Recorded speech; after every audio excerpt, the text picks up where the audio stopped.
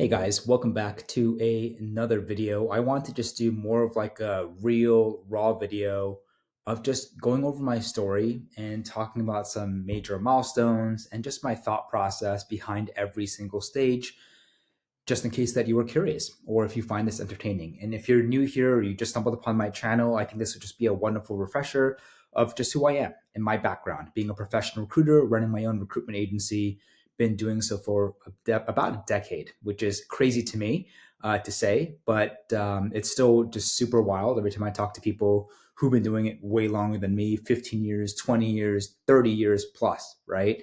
A decade feels like a long, long time, and just grateful that I'm here. I'm still alive. I still have hair on my head, and still excited to talk about an industry that honestly changed my life. So let's just kind of talk together and go over my real story. So as you guys know, I've been a recruiter for about 10 years. So let's draw, and just forgive me for the messy childlike drawings here. I'm doing it from my touchpad, and I hope that this is clear enough. So let's say this is one all the way here. Okay, so maybe this is 10 years. This is where I started as a solo recruiter, guys. The year was 2015. And I decided at that point, I'm going to focus on just being a solo recruiter, right? Before that, in 14, this is where I really had my first recruitment job. Didn't know what recruiter was. I got a job in New York City. And at this point, I was only getting paid 30K a year, which is, as you know, not that much in New York City. I was living in a small one-bedroom apartment with my wife in Queens. I think it was about 1,700 for the rent, and we barely made it, guys. We couldn't even turn on the heat during the wintertime. Not to make this a sob story, but just to be completely real, right? But I decided to join a large award-winning recruitment firm, and they had about 300 recruiters nationwide. And I started from the bottom, and a lot of the colleagues around me were way younger than me. They typically hired fresh out of college grads or people with 1 or 2 years of experience. So most of the kids there were like 19, 20, 21. I was in my mid 20s, and super grateful to this day that they took a chance on me. And I decided, you know what? Let's throw away my ego, and I'm just here to learn and work, put my head down, and let's do it. So in 1 year, I became one of the top recruiters. And in 2015, decided to kind of really do this by myself. Before 2015, I had another startup job. They ran out of money. And I'm like, you know what? I can always go for another job or just try to bet on myself. I'm very entrepreneurial. I had my first kind of startup fashion startup with a good friend of mine that crashed and burned before that. And so I knew, you know what? Maybe there's one more opportunity in me to kind of bet on myself. But I started really in 2015 out of survival. My wife had a really bad rock climbing accident. We were living out of my mom's house right now. My mom was helping me take care of my wife there, and she broke her ankles and her elbow. It was really, really bad. And I'm like, you know what? I'm gonna just start my own agency with my fiance's credit card. I had zero money to my name, and I'm like, you know what?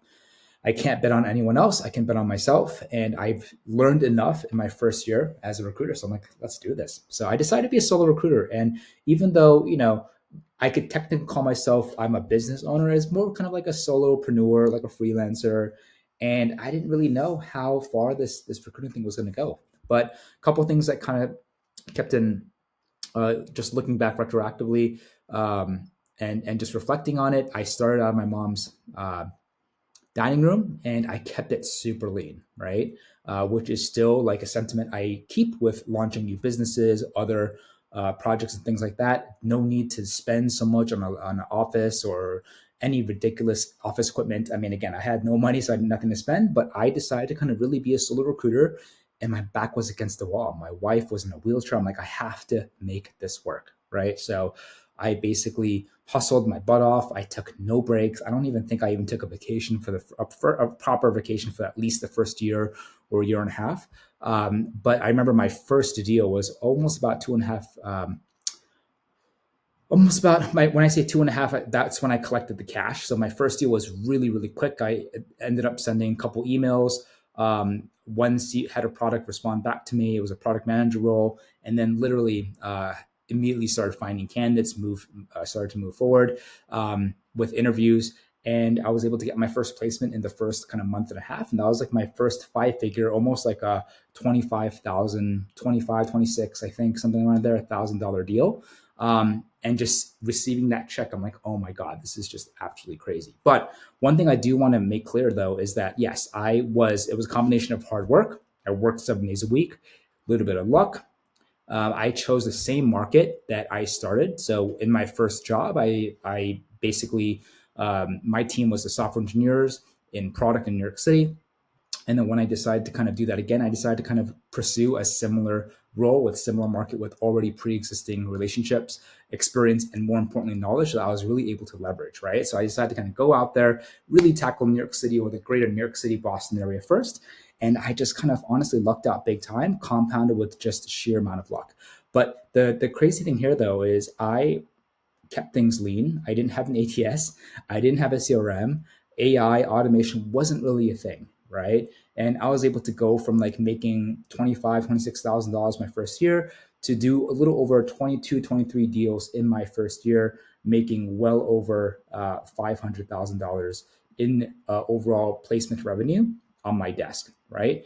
And being a solopreneur, I didn't have an office. My expenses were really, really low. This is a high profit margin freelance solopreneur gig, minus, of course, New York City taxes, but it was the most money I've ever made. Now, the funny thing is, I, at this point, I'm like, you know what? I was pinching myself. I'm like, could this be real? I don't know how long this is going to last. I don't even know if I still want to be a recruiter. You know, the first 3, 5 years, every single year, I told my wife, I'll just try this one more year and see what happens. I might go get a job and do something else. Also, when I became a recruiter, it didn't really feel sexy to me. It didn't really feel like, you know, I had my master's. I worked in finance. My dad was in finance. A lot of my friends are high paying consultants or investment bankers. And for some reason, I just thought being a recruiter wasn't just cool enough, right? And I'm like, I didn't go all the way to, you know, master's degree and do X, Y, and Z just to be a recruiter. So I had a little bit of an ignorant ego there in play. But I'm like, you know what? I've made this much money in my first year. This is insane. Most people can't even make 100K or even 20K.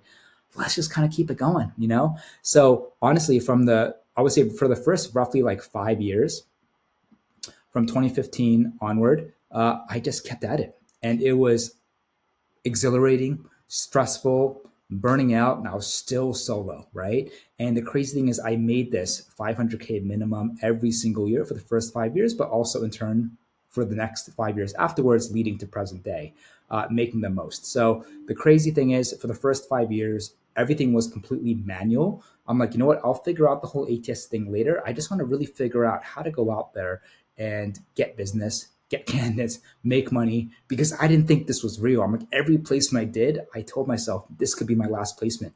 I don't know if I'll be around for the next 30, 60, 90 days.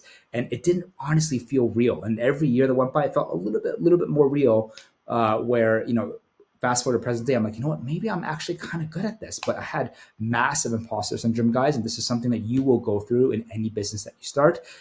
For me, it's like, is it luck? Is it skill? Is it luck? Is it skill? And every year, as I'm able to be consistent in terms of my income, right, $500,000 or more, I started to be like, you know what, maybe I'm okay at this. And I started to kind of take it more and more seriously. So again, first couple years, I'm like, you know what, I'm going to quit after the year. Let's see what happens. I might get another job. And that just honestly continued all the way, really up until the first 5 years and even well into even couple several years ago, right? And so the biggest takeaway from my first 5 years is I was solo. I had no real intention on scaling. Like, it was great. I was making money. It was traveling. I was living that digital nomadic lifestyle that I just simply kind of fell into. But boy, oh boy, was it tough, right? And so when I got to the fifth year mark, I asked myself a couple important things. Like, you know what? Am I going to continue doing this? Maybe I'm good enough at this. If I am, what am I going to change? Because while making this kind of money was like great, right? I was like burning out like crazy. I couldn't unplug on the weekends. I couldn't even take vacations with my wife. And I just dreaded the weekends because I realized once I stop working, the business stops, right? And even though I had a really high paying business or freelancer, like I was just burning out at least once or twice a year. It was just extremely unhealthy. And it became really clear to me, like, this is just going to be not sustainable if I want to do this longer. So For the first 5 years, everything was manual, everything was lean. I worked on my home. I'm working out of the IKEA desk. In fact, when I'm shooting this video for you guys right now, I'm still on the same IKEA desk when I started my business. Same thing with my chair. It's an IKEA chair. I'm not a lavish spender. I don't spend on material things. I keep it as low, as lean as possible. And that also in turn helped my business and myself psychologically weather through a lot of really difficult economic turmoil. I don't immediately just go and spend and upgrade and buy better computers if I just don't have to, right? I want to be able to just be consistent, make as much as I can, and expect for tough times ahead. But by the half year mark, I told myself I need to kind of focus on being sustainable and really create a business, because I could easily just go on for the rest of my life being a solo recruiter. And there's nothing wrong with that. I talk to people who've been doing it for 10, 20, 30 years, making an amazing lifestyle, supporting whole families on this. And that's the coolest thing about being a recruiter, guys. Like, you can do whatever you want. There's no pressure for you to scale a team or have a team if you don't want to. The thing with me and my brain is like, I just can't do the same thing over and over again. I have to level up and I have to just keep finding ways to challenge myself, right? So 5 years in, I'm like, you know what? I don't think this recruiting thing is going to stop, but I can't keep burning out. I want to make sure I have time for my wife, my family, things I also like to do. I just need to be able to decompress. And I feel like I'm just stuck in the business. And I told myself, you know what? Priority number one is to make money. I think I kind of dialed that in first, and now let's figure out the rest. And I think that's important, because when you start anything, it's so easy to just have analysis paralysis about everything, the right ATS, the right CRMs, the right automation, the right tech. But if you don't know how to make money, if you don't know how to bring in clients, you don't know how to bring in candidates, nothing matters. And so I told myself, you know what? Let's just figure that out first, because that's the most important thing. That's going to dictate if I'm going to keep doing this or I'm going to be flat out broke and I need to go out there and be forced to get a job. So I decided I need clients. I always need clients. And I talk about this all the time in other videos. I never turned it off. No matter how many different roles I had, no matter how many clients I had, I always kept client acquisition going. And the more outreaches I sent, the more time that went by, I got better and better and better and better and better at it. I think the biggest difficulty with a lot of freelance recruiters now, or corporate recruiters trying to make that switch into working for themselves, is they've never flexed that sales BD arm. And now in 2025, it's harder than ever, where 3 to 5 years ago, anyone could just be sending out generic emails and be picking up clients. That doesn't really work anymore. You have to do things absolutely perfect. And it's significantly a lot more competitive and noisy now. And if you do one thing wrong, you will not get clients, let alone consistent clients. So a couple of things kind of really became crystal clear to me at the halfway mark. One of them was obviously technology, right? So 5 years later, there was a lot more tech, a lot more better tech, automation, AI started coming around, ATS, CRMs, being more efficient, adopting instead of just sending out manual emails, email automation and messaging and stuff like that. And then hiring, or obviously like people or talent, right? I realized to actually have a business. And at this point, I'm like, you know what? I'm going to keep doing this recruiting thing. Now let's take things very, very slowly. I decided to do three things. Think about technology. Where can I implement? Where are the time sinks in my day that I can just save? And even if it's seconds or minutes compounded over days or weeks or months, my God, that can be huge. And then how do I think about, getting the right people in place so that I can now truly achieve freedom, right? And then one thing I did not mention is I decided to go all in. After 5 years, I told myself I've spent way too much time. I went through way too much stress and headache and anxiety to call quits on recruiting. It's treated me well when I was one foot in, one foot out. I'm like, what would happen if I'm able to go all in, truly embrace recruiting and recruitment? No longer think that, wow, this is something I don't want to do. I'm like, this is something I want to do and I'm proud of doing. And I'm proud to join all the hundreds of thousands of other TA recruitment professionals, staffing professionals around the world. Like, let's embrace it. And by just doing this alone, my income literally shot through the roof. So excluding now my agency revenue from year 5, year 10, I went from 500 to my best year was a little over 800,000 on my own desk, right? And I felt like I probably could have gone further and maybe eclipse that, get close to the $1 million mark on my own desk. But naturally, what I'm about to share with you is 5 to 10 years. I decided to kind of pivot on now becoming more sustainable, not doing everything myself, really focusing on creating a business, that infrastructure, leveraging technology and real people, a team, so that we can create a strong and healthy business. But my goodness, if I'm able to go all in from day one, I probably would have been able to make way more than I have just being half in, half out. I knew how to do it. I worked hard. I wasn't passionate about it. I wasn't all in. And you can go so far. You can make a lot of money, but if you go all in, you embrace it, you're passionate, you're obsessed with it, then that's where exponentially you can find even more unlocks and levels of success, goals, and income. But it's fine. Everything happens for a reason. But it was at this point where I'm like, you know what? Maybe I should kind of look into automation technology. Maybe I should kind of look more into like ATS CRM. The first 5 years, I really felt like an imposter syndrome. I developed a good network of other solo or small agencies. Like, Preston, what ATS are you using? I'm like, I'm not really using anything. I've honestly just put everything in Google Docs, Google Excel, very messy. The Apple Notepad that's free, and there was no functionality, no features, no AI, no booleans, nothing like that. And I always just got like some weird looks from my colleagues, but it worked. I made my first $3 million. My first kind of 3-4 years working for myself, and now it's just I'm like, life is great. Like, I don't have to really change anything. But at this point, at the half year mark, it wasn't the financials. It was more emotional psychological fatigue. I'm like, man, something has to change. So this is when I really started paying attention to technology. And every single year that went by, we became more and more and more and more obsessed with technology. Now, in terms of the hiring and people, right? I played around.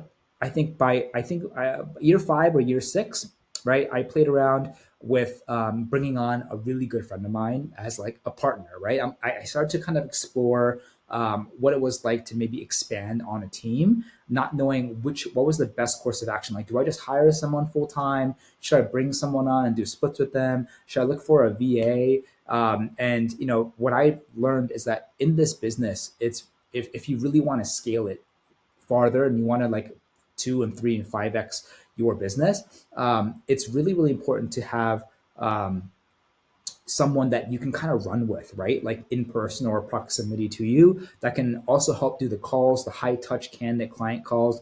And I'm like, you know what? No better than to like work with a friend. So I bumped into a good friend of mine. He ended up was looking for a new job. I'm like, let's kind of do this recruiting thing. And we gave it the best shot. And I brought him in as a partner, commissioned only, and we split placements. That didn't really work out because his dream was really to be a software engineer. And then I also realized, man, it's hard doing businesses with your friends, right? You have to run, you have to have the same vision every single day. If not, like resentment, communication can start breaking down. Perhaps your goals are unaligned. A lot of things could be unaligned. Things can start building up, resentment, passive aggressiveness, and that could ultimately end up start hurting your friendship and relationships, right? And so that didn't end up working out. I learned a ton of it. And then I also at one point brought on a couple people to help more of like a specialist, like a VA international thing, and that opened me up to the world of just financial arbitrage. I'm like, you know what? Wow, you can get like amazing international talent, but a fraction of the cost. But like, it's really hard to build a strong recruitment firm if everyone was outsourced, right? Because it's such a sales oriented role, front facing, customer client facing. I'm like, you know what? There's got to be a way where you can do a little bit of both, right? And so over time, I learned and got way smarter about technology to a present day where we just absolutely geek out and super excited about how AI and automation can truly just help you become more efficient and also learn how to actually scale a team properly, where you have best of both worlds, leveraging domestic amazing talent with international talent that are focused on specific jobs and being able to really create that hybrid culture that sets your team up for success, that kind of minimize the downside, maximize the upside, right? And so that's basically kind of brings us up to the present day. Technology, I think, there is super, super important. I think one of the things that I see a lot in 2025, guys, is a lot of people who are in this business, a lot of people who are looking to come into this business are always looking at talent and technology as kind of their silver bullet without really understanding how to do it properly yourself, right? As I mentioned, this is a sales organization. And for you to actually do things really well, to scale a team very, very well, I've learned you got to be able to learn how to do it yourself instead of hoping that this technology, this automation tool is going to build your business and this person is going to build your business. I found an amazing salesperson, great, but like, do they actually have a track record of actually like bringing in clients consistently? And why are you even, oh, by the way, thinking about hiring when you haven't even made any money? There's more money up front, maximizing the risk and the chances of your business or agency even failing, right? So I really see that like it's absolutely possible, but it's helpful to have a lot of cash, a lot of capital up front to really try to like really play that game and maximize risk by hiring and buying all these technologies. But if you really don't know what you're doing, you're going to be wasting so much time and money just trying to figure everything out. So my biggest kind of recommendation, guys, is always just try to figure everything out. But where I see things are right now is technology is an absolute must. A lot of people who are doing things manually need to embrace technology. Like if I were to start right now, I wouldn't have started the same way that I did without ATS, without automation, AI. These things are available now, and there's honestly just no excuse for you not to use these things. When it comes to hiring and people, fast forward to present day, we now have a team. We're now growing and scaling, and by combining that with implementing the right technologies into my workflow, I now get a lot of time back. And so I'm still a recruiter. Admittedly, I don't recruit as much because now I have a team that we're growing, right? And I think that's one of the most beautiful things about business is like it can just be completely organic. You don't have to go into a team like me. I could have just still been a happy solo recruiter and I would have just been able to continue doing things the way I've been doing it and not burn out if I embrace more of that technology side. So I think it's easier than ever to be like a really successful freelancer and a solopreneur if you embrace tech. A lot of the tech options available today weren't available 10 years ago. And I was more just stubborn than them. I'm like, you know what? I just want to see that money first and then I'll figure everything out. I still think that's better than I don't care about money or I don't care about the tactics and I just want to throw money at people and technology. I think that's way more risky.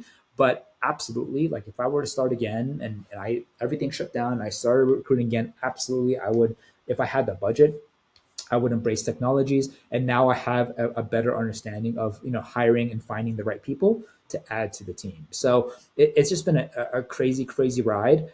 In terms of like what happens beyond 10 years, who knows? We'll see. But I can definitely see the technology, AI, uh, and automation is going to continue to play a huge, huge, huge aspect in this field. You can't automate everything, right? A lot of people are like, hey, I want to find something where everything from finding the cans, finding the clients, to negotiating, submitting for interviews, offers is automated. I'm like, that doesn't exist. AI automation helps us be better recruiters and leaves us the opportunity to now focus on things that actually matter, which is complex decision making and us being human, really building those relationships, empathy. That's something automation AI can't do. But when it comes to clients and candidates, researching the companies and sourcing and saving lists and outreach and personalizing and following up, absolutely every single one of those can be fully automated. And if you don't start changing your workflow to embrace technology, you will absolutely be left behind and move a lot slower. Same thing with hiring and talent. Back in the day, the most traditional way to scale was I just need to hire a bunch of people domestically in a physical office, giving them salary. You can absolutely still grow like that, but that's high risk, high overhead and burn. That's the reason why a lot of like big recruitment firms now are doing layoffs first time in their entire career, right? Because the landscapes, the macroeconomics, the micro, they're shifting. The industry is evolving.